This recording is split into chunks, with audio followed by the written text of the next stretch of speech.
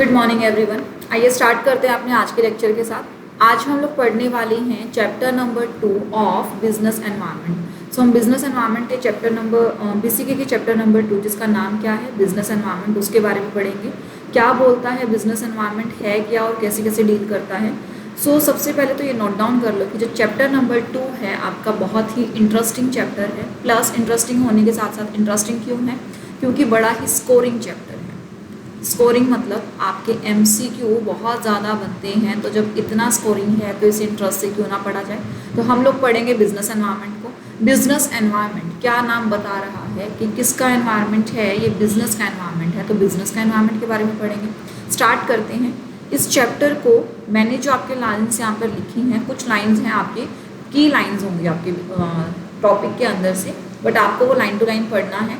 मैं आपको की लाइंस करवाऊंगी और आपको उसे लाइन टू लाइन कवर करना है। जो की लाइंस मैं आपको अंडरलाइन करवाऊंगी वो अंडरलाइन आपको करनी है ताकि आपको एमसीक्यू में हेल्प करे। सो हम स्टार्ट करते हैं introduction of the chapter. Chapter number 16, chapter का नाम बिजनेस एनवायरनमेंट। क्या बोलता है बिजनेस एनवायरनमेंट। सबसे पहले तो बात करता है बिजनेस की। अब बिजनेस क्या है। बिजनेस कोई भी काम आप कर रहे हो, कोई भी ट्रेडिंग एक्टिविटी कर रहे हो, कुछ भी मैन्युफैक्चरिंग काम कर रहे हो, वो सब आपका क्या है, वो सब है आपका बिजनेस। सो सबसे पहली चीज़ अगर हमारे दिमाग में आता है बिजनेस, तो बिजनेस का बेसिक चैलेंज क्या है, बिजनेस का बेस चैलेंज क्या है बिजनेस का बेस चैलेंज है survival.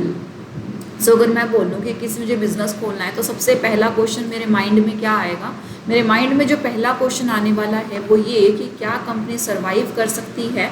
So what is the base of the business. Business environment का फर्स्ट चैलेंज क्या है, the first challenge of the business is to survive. ठीक है जी, सर्वाइव कर गया बिजनेस। अब आफ्टर सर्वाइवल व्हाट, सर्वाइव करने के बाद एक ही लेवल पे चलना है या बढ़ोतरी करनी है, बढ़ोतरी करनी है। तो सर्वाइवल के बाद जो दूसरा बड़ा पॉइंट आता है उस चीज़ के लिए हमें क्या चाहिए, हमें चाहिए ग्रोथ। अब ग्रोथ के लिए क्या बोलता है कि हमारे पास दो तरह की कैपेबिलिटीज़ होनी चाहिए। दो तरह की कैपेबिलिटीज़ क्या है, first is ability to prosper and second one is ability to change. Prosper का मतलब वैसे तो हिंदी में होता है आपका फलना फूलना। एबिलिटी टू प्रॉस्पर का मतलब एबिलिटी टू ग्रो, आप ज़्यादा ग्रोथ करना चाहते हो, ज़्यादा ग्रोथ करने के आपके पास चांसेस हैं, उसे बोला जाएगा क्या, एबिलिटी टू प्रॉस्पर। सेकंड क्या है हमारे पास, second is ability to change, आपके अंदर चेंज करने की क्षमता है। चेंज क्यों भाई, चेंज इसलिए क्योंकि हमारा बिजनेस क्या है, बिजनेस इज डायनामिक। कल कुछ था, आज कुछ है, कल कुछ और होगा। परसों हमने बिजनेस स्टार्ट किया, कल लॉकडाउन लगा, आज लॉकडाउन खुला है, क्या पता कब तक खुलेगा। सो ये सब क्या है, एनवायरनमेंट चेंज हो रहा है, कितना फ्रिक्वेंटली चेंज हो रहा है पता नहीं। सो जिस भी पर्सन के अंदर या जिस भी बिजनेस के अंदर एबिलिटी है कि वो चेंजिंग एनवायरनमेंट के साथ ढल सकता है, वो चेंज हो जाएगा। जैसे कि हमारे पास एक थ्योरी है चार्ल्स डार्विन की, तो उसमें डार्विनिज्म ने क्या कहा, डार्विनिज्म जी ने कहा कि it is not the strongest of the species, ये स्ट्रोंगेस्ट स्पीसीज नहीं है that survive, not the most intelligent but the one most responsive to change. जब भी सुनामी आती है, बाढ़ आती है, एनवायरनमेंट में चेंज होता है, खलबली मचती है, तो बहुत सारी स्पीसीज होती हैं जो लुप्त हो जाती हैं। बहुत सारी स्पीसीज होती हैं जो अपने प्रेशर को हैंडल नहीं कर पाती। लाइक एकदम से ठंड बढ़ गई तो जिन लोगों को ठंड बर्दाश्त नहीं होती वो मर जाते हैं। एकदम से गर्मी बढ़ गई, जिन्हें गर्मी बर्दाश्त नहीं है, जिन जीवों को गर्मी बर्दाश्त नहीं है वो जीव मर जाते हैं। लेकिन जो जीव अपने आप को चेंज करने की क्षमता रखते हैं, यानी कि जो गर्मी वाले मौसम में अपने अकॉर्डिंगली अपने एनवायरनमेंट को चेंज कर ले, या फिर अपने अंदर ही कुछ इनहेरेंट यानी कि अपनी आपकी कैपेसिटी बढ़ा ले, यानी कि बेसिकली फंडा क्या है, आपको रिस्पोंड करना है किसको, एनवायरनमेंट को। अगर आप रिस्पोंड करने में कामयाब हो, यानी कि आप चेंज को एक्सेप्ट करने में कामयाब हो, तो आप जी जाओगे, वरना आप मर जाओगे। तो जीने के लिए क्या चाहिए, एबिलिटी टू प्रॉस्पर, हमारे पास एबिलिटी होनी चाहिए बिजनेस करने की, और एबिलिटी टू चेंज। ठीक है जी। सो बेसिक फंडा था सर्वाइवल होना चाहिए। सर्वाइवल होने के लिए हमारे पास दो कैपेबिलिटीज़ होनी चाहिए, प्रॉस्पर करना, चेंज करना। ठीक है जी। सो जो चेंज करता रहता है अपने आप को, वो क्या है, वो ऐसी स्पीसीज है जो कि लॉन्ग सर्वाइव करती है। अगर आपके पास क्वेश्चन आए which of the species survive for the long, या फिर which business survive for the long, which is strong enough, which is intelligent, which is responsive, और नन ऑफ द अबव। तो answer क्या आएगा इसका, रिस्पॉन्सिव। क्या बोलता है, struggle for existence, survival of the fittest, origin of the new species. जो struggle करता है, अपनी एग्जिस्टेंस सिचुएशन से लड़ता है, अपने आप को निखारता है, वही नई चीज़ बनाता है, यानी कि नई स्पीसीज़ के लिए कोई भी चीज़ नहीं। अब आप बच्चे क्या कर रहे हो, सीए कर रहे हो, जब तक आप अपनी सिचुएशन से लड़ोगे नहीं, उससे निखारोगे नहीं, आप अच्छे सीए कैसे बनोगे? कुछ नया बनाने के लिए एग्जिस्टिंग से निकलना होता है, यानी कि जब आपको डायमंड बनना हो तो आपको कोयले में रहना पड़ेगा, कोयले में तपना पड़ेगा, तब जाकर आप क्या बनोगे, तब जाकर डायमंड निकलेगा। या फिर सोना, सोना भी तपता है तभी निखरता है। तो कुछ भी नया बनेगा तो उसके लिए आपको बहुत बहुत स्ट्रगल करना पड़ेगा। तो जब भी एनवायरनमेंट चेंज होता है तो समझ लो जी स्ट्रगल का टाइम है। अगर आप ऑलरेडी स्ट्रगल कर रहे हो तो मतलब कोई नई स्पीसीज के आने का टाइम है, यानी कि कुछ अच्छा होने वाला है, कुछ बेनिफिशियल आपको मिलने वाला है। ठीक है जी। सो ये जो दोनों चीज़ें हैं ये आपके एमसीक्यू के लिए इंपॉर्टेंट है। यहाँ पर जो बहुत टॉपिक बनता है एमसीक्यू का ये है the but one most responsive to change की कौन सी लॉन्ग सर्वाइव करेगी, जो स्ट्रॉन्ग है, जो इंटेलिजेंट है, या जो रिस्पॉन्सिव है। सिमिलरली अबव लाइन देखिए, a business is created to provide products and services to the customer. Business क्यों बनाया जाता है? ताकि वो कस्टमर्स को प्रोडक्ट सर्विसेज दे।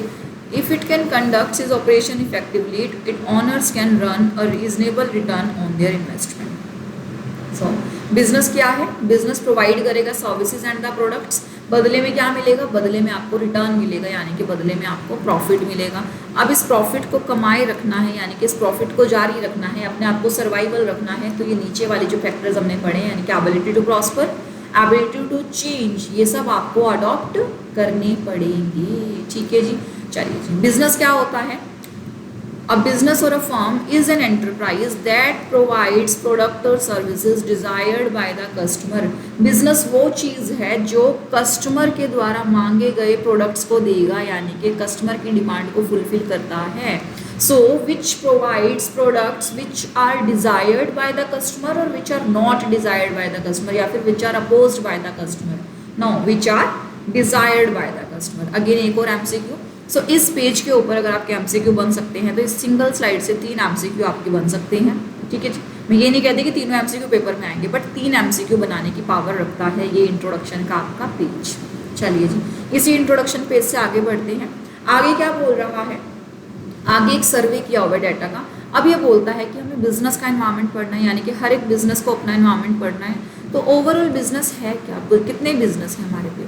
तो हमने एक सर्वे किया गया, तो हम लोगों ने देखा कि हर दिन लगभग कितने 1,37,000 बिजनेस बनते हैं। 1,37,000 बिजनेस हर रोज खुलते हैं। फिर बढ़िया है, नहीं कितने सारे बिजनेसेस हैं, सीए का तो डिमांड ही डिमांड है। लेकिन इस 1,37,000 के अंदर से 1,30,000 बिजनेस ऐसे हैं जो बंद हो जाते हैं। क्यों? या तो ये स्ट्रॉन्ग नहीं है, या ये रिस्पॉन्सिव नहीं है, चेंज नहीं करते, what ever the reason. 1,37 business खुले, 1,30 बंद हो गए, तो यानी कि एवरेजली देखा जाए तो मार्केट में कितने बचे? 7,000 बिजनेस बचे। इन 7,000 बिजनेस ये जब सर्वाइव करते हैं तो इन 7,000 बिजनेस को अपने एनवायरनमेंट को देखना पड़ेगा, वरना ये भी जल्दी बंद हो जाएंगे। सो ये तो हुआ हमारा रोज का डाटा, ये हुआ एवरेज डाटा जो बचा है। ठीक है जी। सो इसके अकॉर्डिंग देखा जाए कि खुलते हैं, बंद होते हैं, यानी कि 1 दिन चले, 2 दिन चले, 3 दिन चले, 4 दिन चले, 5 दिन चले, महीना चले, साल चले, 2 साल चले, कुछ बिजनेस 10 साल भी चल जाते हैं, कुछ 20 साल भी। फिर आते हैं टाटा ग्रुप जैसे ग्रुप्स, रिलायंस जैसे ग्रुप्स, जो फिर कई साल चल जाते हैं। तो जब कई साल चल जाते हैं, कुछ कंपनीज ऐसी भी हैं जो 200 साल से चल रही हैं, कुछ कंपनी ऐसी भी हैं 100 साल से चल रही हैं, कुछ कंपनी ऐसी भी हैं जो 5 साल बाद बंद हो जाती है। सो अगर मैंने टोटल हर एक कंपनी का एवरेज निकाला तो मेरा जो लाइफ स्पैन निकला, यानी कि life span of the commercial organization in our country is about 50 years. ये क्वेश्चन बनता है आपका, इसे अंडरलाइन कर लीजिएगा। लाइफ स्पैन कितना है? About 50 years. ये जो डाटा है 1,37,000 1,30,000, ये चेंज हो सकता है। बेसिकली इसके अंदर जो एक चीज़ नोट डाउन करने वाली थी for the point of view of MCQ, वो ये लास्ट लाइन है, the life span of commercial. ठीक है जी। यहाँ पर ये है कि टाटा ग्रुप इस्टेब्लिश किसने किया था? डोराबजी टाटा ने। कब से किया था? 1907। तो ये जीके के पॉइंट ऑफ व्यू से, यानी कि 3rd चैप्टर के पॉइंट ऑफ व्यू से भी पूछा जा सकता है, जस्ट बिकॉज आपकी बुक का ही पार्ट है, तो ये चीज़ आपकी उसमें आ सकती है। सो 2 एमसीक्यू तो ये हो गए। उसके बाद क्या है? Over a period of time से 1, 5, 10 years in any geographic region a large number of organization are set up. जो वो हिस्ट्री बता रहा है, वो सर्वे का बेस बता रहा है कि हर साल या हर दिन 5-10 सालों में जब भी हम सर्वे करते हैं तो बड़े बड़े ऑर्गेनाइजेशन खुलते हैं। तो नंबरिंग तो बढ़ती जाती है, बट ऑन एन एवरेज देखा जाए तो पर डे कितनी खुलती है? 7,000, यानी कि 137 - 130। ठीक है जी। अब ये जो डाटा है ये सर्वे का डाटा है, पूछा भी जा सकता है पेपर में और नहीं भी पूछा जा सकता। एक बार आपको पढ़ना ज़रूर है, अंडरलाइन करना चाहो तो कर लेना इस चीज़ को। ठीक है जी, नेक्स्ट पे चलते हैं। आगे क्या बोलता है हमारे पास, आगे है हमारे पास कि each business operates in its unique environment. अब इसका क्या मतलब हुआ, हर एक बिजनेस जो है अपने यूनिक एनवायरनमेंट में लगता है, यानी कि ए बिजनेस की स्ट्रेटेजी बी बिजनेस के ऊपर एप्लीकेबल नहीं होगी। ए को अपनी स्ट्रेटेजी बनानी पड़ेगी, बी को अपनी स्ट्रेटेजी बनानी पड़ेगी। उसी तरह से एनवायरनमेंट अगर स्कैन करना है तो हम किसी एक बंदे की ड्यूटी नहीं लगा सकते कि भाई तो एनवायरनमेंट स्कैन करता रहे, बाद में मुझे बता दियो क्या हुआ ना। हर एक बिजनेस को अपना एनवायरनमेंट खुद ही स्कैन करना पड़ेगा, खुद ही देखना पड़ेगा, क्योंकि हर बिजनेस को अलग अलग फैक्टर इन्फ्लुएंस कर सकते हैं। मान लीजिए ए तो थी फार्मा कंपनी, ठीक है जी, बी थी क्या, फैशन इंडस्ट्री। अब इन दोनों के फैक्टर अलग अलग हो गए। लॉकडाउन आया, क्या इसने जो स्ट्रेटेजी बनाई वो इसके ऊपर लगेगी? बिल्कुल नहीं। इसने तो कहा स्टॉक बढ़ाओ, जितना स्टॉक रखोगे उतना फायदा है, फार्मास्यूटिकल से दवाइयाँ बिकेंगी, स्टॉक बढ़ाओ। तो लॉकडाउन में इसने तो स्टॉक बढ़ाया, क्या फैशन इंडस्ट्री को भी स्टॉक बढ़ाना चाहिए था? इसे तो स्टॉक घटाना चाहिए था, जो है वो बेच। ठीक है जी, ज़्यादा पैसा उसमें डाल देगा, उससे अच्छा अपने बिजनेस को डाइवर्सिफाई कर, कोई और नया बिजनेस इवॉल्व कर। तो यहाँ पर क्या हुआ, दोनों की स्ट्रेटेजी में फ़र्क आया। क्यों? क्योंकि दोनों ही एक यूनिक एनवायरनमेंट में थे। जब दोनों यूनिक एनवायरनमेंट में थे तो अपने अपने बिजनेस कर सकते हैं। बिल्कुल जी। So environment influences business and also gets influenced by it. So जो बिजनेस क्या है, एनवायरनमेंट को भी इन्फ्लुएंस करता है और एनवायरनमेंट बिजनेस को इन्फ्लुएंस कर सकती है। दोनों का आपस में एक दूसरे के ऊपर क्या होता है, इन्फ्लुएंस होता है। ठीक है जी, आगे करते हैं। आगे क्या बोलता है, no business can function free of interacting and influencing forces that are outside its periphery. कोई भी बिजनेस अपने आउटसाइड एनवायरनमेंट को इग्नोर करके काम नहीं कर सकता। आउटसाइड इट्स पेरिफेरी मतलब आउटसाइड इट्स बाउंड्रीज। कोई भी बिजनेस अपनी बाउंड्रीज के बाहर जाके काम नहीं कर सकता। तो यानी कि उसके एनवायरनमेंट में जो चीज़ें इन्वॉल्व हैं, जो फैक्टर्स रहते हैं, क्या उनसे उसे बातचीत करनी पड़ेगी? बिल्कुल करनी पड़ेगी। सो एक बिजनेस को अपनी सोसाइटी में रहना है, सोसाइटी के लिए काम करना है, तो सोसाइटी को समझना ज़रूरी है, उसके एनवायरनमेंट को समझना ज़रूरी है। आगे क्या बोलते हैं, in the emerging economy of the facets of the business are rapidly changing as compare to the earlier years. यानी कि बिजनेस चेंज हो रहा है, बिजनेस डायनामिक है। कैसे चेंज हो रहा है? नई नई चीज़ें सामने आ रही है। So development in technology, faster communication have led to involvement of newer kinds of business. IT business, जैसे कि अपने ऑनलाइन शॉपिंग साइट्स आ गई, मिंत्रा, शीन, ये सब साइट्स क्या हैं, टेक्नोलॉजी की वजह से आई हैं। नई नई टेक्नोलॉजी, नया नया कम्युनिकेशन, तो नए काइंड के बिजनेस आ गए। जब नए नए बिजनेस आएंगे तो हम लोगों का क्या होगा, मार्केट में डेवलपमेंट होगा। हम लोगों को जो पुरानी चीज़ें थी, यानी कि अपने पुराने तरीके थे, उनको छोड़कर नई नई चीज़ों को अपनाना पड़ेगा।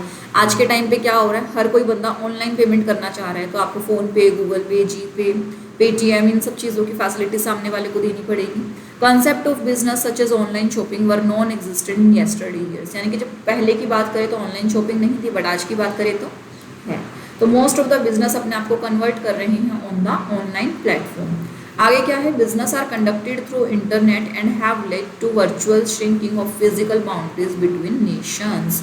क्या बोलता है कि जो बिजनेस है वो इंटरनेट के थ्रू हो रहा है, तो हमारी जो फिजिकल बाउंड्रीज है वो ख़त्म होती जा रही है धीरे धीरे, क्योंकि अब कोई बाउंड्री बची ही नहीं है एक्चुअली। हर एक को एक्सेस है आपके सिस्टम के पास। आपको अमेरिका की चैनल्स देखनी है, अमेरिका की न्यूज़ देखनी है, अपने सिस्टम पर एक्सेस कर सकते हो by paying some subscribing fees. आप एक दूसरे सिस्टम को चेक कर सकते हो, एक दूसरे के एनवायरनमेंट को देख सकते हो। आपको ओवरसीज बिजनेस करना है तो चैप्टर नंबर 4 में था, क्या OFDI अलाउड थी? बिल्कुल अलाउड थी। तो हमारी फिजिकल बाउंड्रीज कहीं ना कहीं ख़त्म होती जा रही है। इंटरनेशनल लेवल पे हम कर रहे हैं, सो इंटरनेशनल लेवल पे हमारा एनवायरनमेंट अफेक्ट करेगा हमें। सो हमें अब अपने बिजनेस के आउटसाइड के हर एक एनवायरनमेंट को देखना है, हर एक कॉम्पिटिटर को देखना है, चाहे वो कॉम्पिटिटर हमारा घर का हो, यानी कि हमारा डोमेस्टिक हो, या फिर हमारे बाहर का हो। ठीक है, घर के ज़्यादा खतरनाक होते हैं, तो डोमेस्टिक और इंटरनेशनल दोनों को ही हमें चेक करना है। दोनों ही जगह के जो हमारे कस्टमर हैं उनकी नीड्स को पूरा करना है।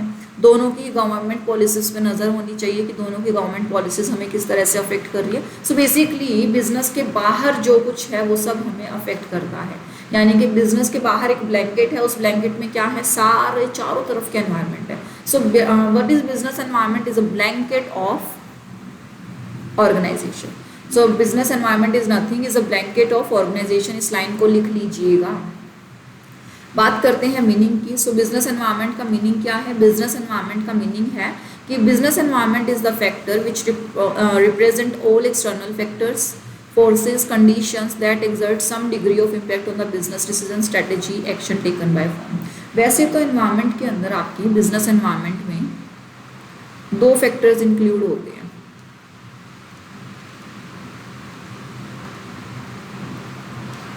एक होता है आपका इंटरनल और एक होता है आपका एक्सटर्नल। ठीक है जी। अब इंटरनल और एक्सटर्नल में फर्क क्या है? इंटरनल बोलता है कि ये हमारे काबू के अंदर है।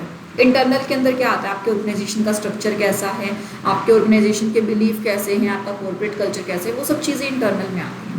अब इंटरनल क्या बोलते हैं? तो 100% मेरे ही कंट्रोल में है। एक्सटर्नल में कुछ फैक्टर ऐसे हैं जो मेरे बिल्कुल कंट्रोल में नहीं है, और कुछ फैक्टर ऐसे हैं जिसको थोड़ा बहुत मैं कंट्रोल कर सकता हूँ। यानी कि सबसे खतरनाक फैक्टर कौन सा है? ये वाला।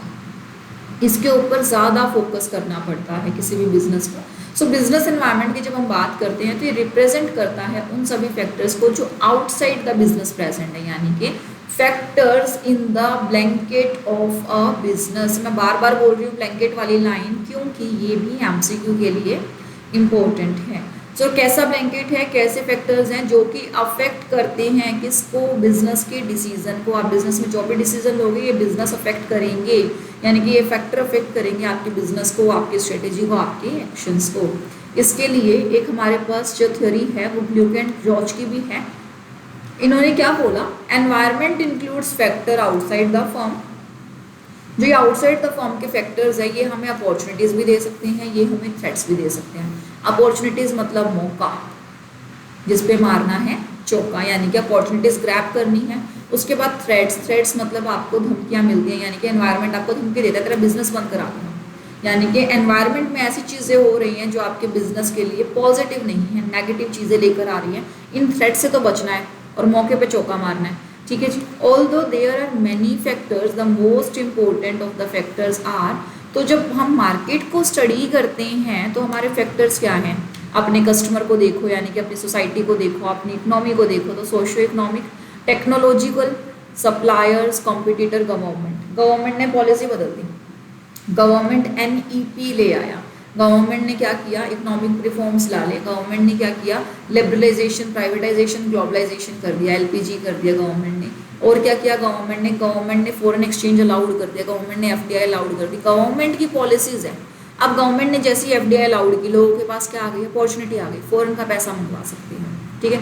गवर्नमेंट ने एफडीआई बंद कर दी, थ्रेट आ गया, पैसा निकाल कर ले जाएंगे वो, हमारे बिजनेस में पैसा कहाँ से आएगा? सो इस तरीके से गवर्नमेंट की पॉलिसीज, कॉम्पिटिटर ने कोई नया प्रोडक्ट लॉन्च कर दिया या एग्जिस्टिंग प्रोडक्ट में रेनोवेशन डाल दिया, अब लोग तो नए प्रोडक्ट की तरफ भागेंगे, पुराने वाले की नहीं भागेंगे। तो आपको वहाँ से क्या मिल रहा है? थ्रेट। या तो आप उस थ्रेट को अपॉर्चुनिटी में कन्वर्ट कर लो, यानी कि उससे बढ़िया प्रोडक्ट बना लो, अपॉर्चुनिटी हो जाएगी आपके लिए। सेम एज सप्लायर, सप्लायर ने प्रोडक्ट देने से मना कर दिया तो क्या हो गया? आपके लिए थ्रेट हो गया। सप्लायर अच्छी क्वालिटी का प्रोडक्ट दे रहा है, अपॉर्चुनिटी है आपके पास। Same as technology, same as आपकी सोशियो इकोनॉमिक। क्लियर? चलिए आगे चलते हैं। अब बोलता है कि इस बिजनेस के ना कुछ कैरेक्टरिस्टिक्स हैं, कुछ विशेषताएं हैं। अब एनवायरनमेंट को हम पहचानेंगे कैसे? जिस बंदे के अंदर, जिस चीज़ के अंदर ये चार फैक्टर्स इंक्लूसिव होंगे वो पहचाने जाएंगे as per the characteristics of business.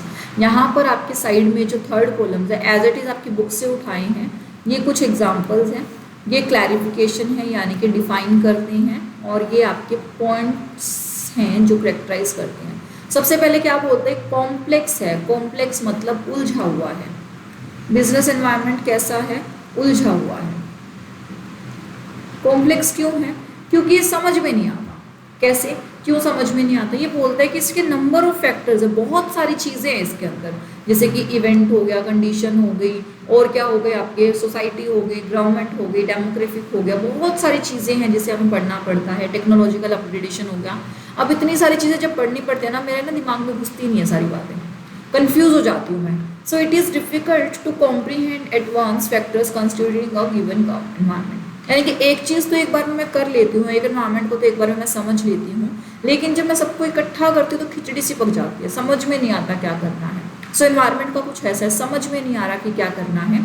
So all in all, environment is a complex that is somewhat easier to understand in parts but difficult to grasp in totality. यानी कि अगर उसको टुकड़े करके देखा जाए, एक एक फैक्टर को पढ़ा जाए, तब तो आता है समझ में।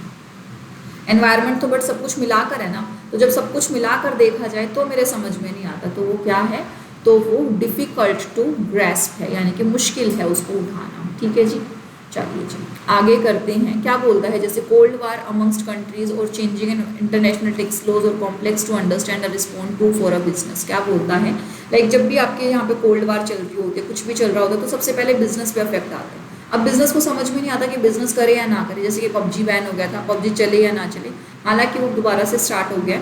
और क्या हुआ, कॉम्प्लेक्स कैसे, mobile phone making music system computer system books obsolete, यानी कि उसने क्या किया, बाकी सारी चीज़ों को ख़त्म ही कर दिया।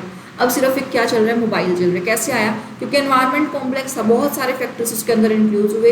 एक इन सभी चीज़ों को एक सिंगल फ़ोन में समाना आसान नहीं था, उसके लिए बहुत सारे अपग्रेडेशन करने पड़े। ठीक है जी, चलिए जी आगे क्या है, आगे है डायनामिक। डायनामिक का मतलब होता है चेंज। बिजनेस एनवायरनमेंट है ना, चेंज होता रहता है, चेंज बहुत होता है। अब ये जब चेंज होता है तो इसका सॉल्यूशन क्या है, इसका सॉल्यूशन ये है कि आप भी चेंज होते रहो। So business environment is constantly changing in nature due to the many and varied influences operating there is a dynamics in the environment causing it to continuously change in its shape. तो आपको धीरे धीरे अपने business को भी change करना पड़ेगा। जैसे कि बिजनेस में धीरे धीरे चेंजेस क्या आए हैं, बिजनेस अब आपका ऑनलाइन होने लगा है। और क्या चेंजेस आए हैं, बिजनेस आपका ऑनलाइन पेमेंट के थ्रू होने लगा है। और क्या चेंजेस आए हैं, और चेंजेस ये आए हैं कि आपकी सेल की प्रोसेस हट चुकी है, मतलब चेंज हो चुकी है। लाइक अभी अगर आपको म्यूज़िक प्लेयर, म्यूज़िक आपको बेचना है, आपने कोई नया वीडियो एल्बम बनाया है, आपने कोई नया सॉन्ग गाया है, अब उसको कैसे बेचोगे, पुराने ही तरह डीवीडी सीडीज बनाकर बेचोगे, या आप उसको ऑनलाइन ही बेच सकते हो। ऑनलाइन सब्सक्रिप्शन के व्यक्ति हैं आजकल, अलग अलग साइट्स पे, अलग अलग ग्रुप्स पे, अलग अलग आप ऐप्स के ऊपर डाल सकते हो और वहाँ पर आप सब्सक्रिप्शन के थ्रू उन्हें सेल आउट कर सकते हो। तो बिजनेस क्या हो रहा है, बिजनेस मॉडर्न हो रहा है, बिजनेस करने के तरीके बदल रहे हैं। ठीक है जी, सो आपके जो यहाँ पर एमसीक्यू के पॉइंट ऑफ व्यू से हैं, यहाँ से तो आप सेकंड पैराग्राफ को अंडरलाइन कर लीजिएगा। Is a complex that is something easy to understand and difficult to grasp. यहाँ पर क्या है, चेंज हो रहा है। So dynamism in the environment causing it to continuously change it shape and characters, यानी कि बिजनेस को ज़रूरी है क्या, एनवायरनमेंट के साथ अपने आप को चेंज करना। ठीक है जी, चलिए आगे चलते हैं। आगे क्या बोलता है, आगे ये बोलता है कि एनवायरनमेंट कैसा है, एनवायरनमेंट है मल्टीफेसिड। मल्टीफेसिड बोले तो जिसके बहुत सारे फेस है, मल्टीफेसिड में बोलता है कि आपका जो एनवायरनमेंट है ना, उसका एक रूप नहीं है, उसके कई पहलू हैं।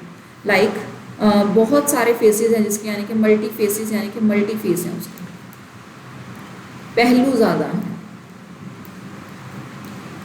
अब किसका क्या पहलू है, ये तो बात नज़रिए की। So what shape and character in environment depends on the perception of the observer। अब क्या होता है, कोई चीज़ किसी को इंटरेस्टिंग लग सकती है, वही चीज़ सामने वाले को बोरिंग लग सकती है। मार्केट में कोई नया चेंज आ रहा है, किसी को क्या लग सकता है, अपॉर्चुनिटीज़ लग सकती है, किसी को क्या लग सकता है, थ्रेट लग सकता है।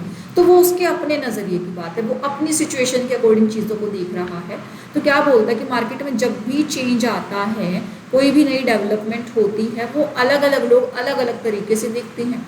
सो वो डिपेंड करती है on different kinds of distributor या observers. This is frequently seen when the same development is welcomed as an opportunity by one company, while India another company perceives it as a threat. यानी कि एक change जो किसी एक company के लिए क्या है, किसी एक कंपनी के लिए जो अपॉर्चुनिटी है, वही चेंज दूसरी कंपनी के लिए क्या है, दूसरी कंपनी के लिए थ्रेट है। ठीक है जी, सो क्वेश्चन आ सकता है, what is opportunity for one can be a threat for the another. State true और फॉल्स, या इनमें से फिल इन द ब्लैंक्स आपको दे सकता है, फिल आपको करना होगा, दोनों तरह से हो सकता है। ठीक है जी, अब अगला क्या है हमारे पास, अगला है कि फार रीचिंग इम्पैक्ट। अब क्या होता है, आपका जो एनवायरनमेंट है वो बहुत डायनामिक है। अब जो एनवायरनमेंट का असर क्या है, एनवायरनमेंट का असर ये है कि एनवायरनमेंट का इम्पैक्ट कितना जाएगा, कितनी दूर तक फैलेगा, पता नहीं होता किसी को। So environment has a far reaching impact on the business, कितने ज़्यादा दिन तक इम्पैक्ट करके जाएगा ये भी नहीं पता होता। तो इसमें बिजनेस करता क्या है, इसमें बिजनेस अपने आप को डाइवर्सिफाई करता है। बिजनेस जितना ज़्यादा डाइवर्सिफाई होता है उतना ज़्यादा वो स्ट्रेंथन होता जाता है। तो क्या बोलता है कि environment has a far reaching impact on an organization. एक एनवायरनमेंट कितने टाइम तक बिजनेस को अफेक्ट करेगा, कितनी दूर तक जाएगा, यानी कि कितना लंबा अफेक्ट करेगा, तो बहुत लंबा अफेक्ट कर सकता है। The growth and profitability of an organization depend on critically on the environment in which existing. अब अगर एनवायरनमेंट अच्छा तो प्रॉफिट अच्छा, एनवायरनमेंट बुरा तो प्रॉफिट बुरा। So environment change as an impact on the business organization in several different veg.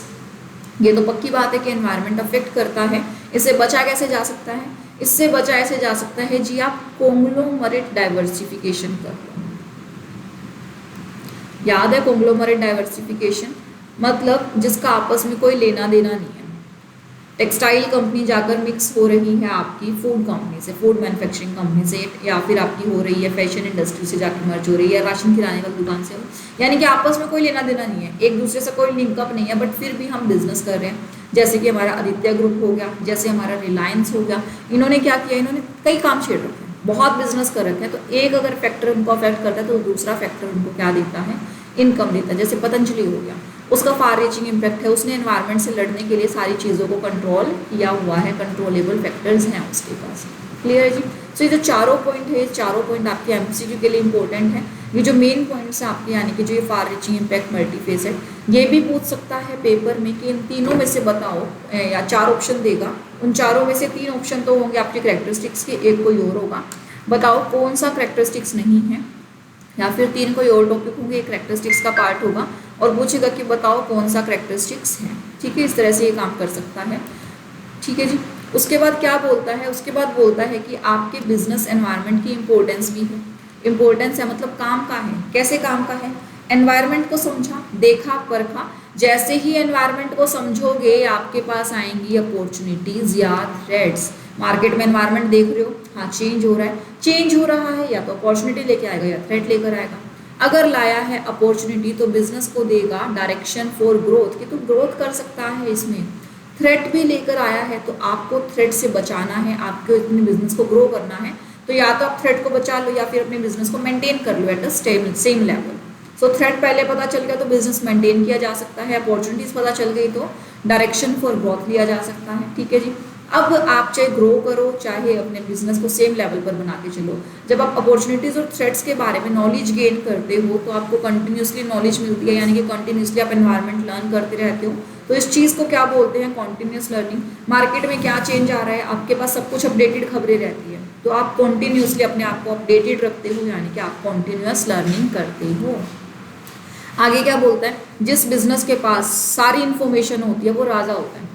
राजा होता है मतलब वो अपनी इमेज बिल्ड करता है, उसकी गुडविल अच्छी होती है। अब आपको पता है मार्केट में क्या नया चल रहा है, आप मार्केट में नया प्रोडक्ट लॉन्च कर सकते हो, आप मार्केट में अपडेटेड रहते हो, मार्केट में जो चीज़ नहीं आती है आप उस चीज़ का ध्यान रखते हो और आप अपने प्रोडक्ट नए नए लॉन्च कर देते हो। मार्केट जैसे जैसे चेंज होती है आपकी फर्म भी वैसे वैसे चेंज होती है। मार्केट में स्मार्टफोन बनने स्टार्ट हुए, आपकी कंपनी ने भी, जिस कंपनी ने सबसे पहले स्मार्टफोन बनाया होगा उसको सबसे ज़्यादा बेनिफिट मिलता है, उसकी इमेज बिल्ड हो जाती है, जैसे कि सैमसंग। उसी तरह से आपको जैसे जैसे आप मार्केट को रिस्पॉन्ड करते जाते हो ना, और बड़ी जल्दी रिस्पॉन्ड करते हो, तो आपकी इमेज बहुत अच्छी बन जाती है मार्केट में, आपकी गुडविल बहुत अच्छी क्रिएट हो जाती है। ठीक है जी। इसके अंदर एक फैंसी सा नाम है आपका कैप्टिव पावर प्लांट। ये जो नाम है ये आपका यूज हो सकता है फॉर सोलर पैनल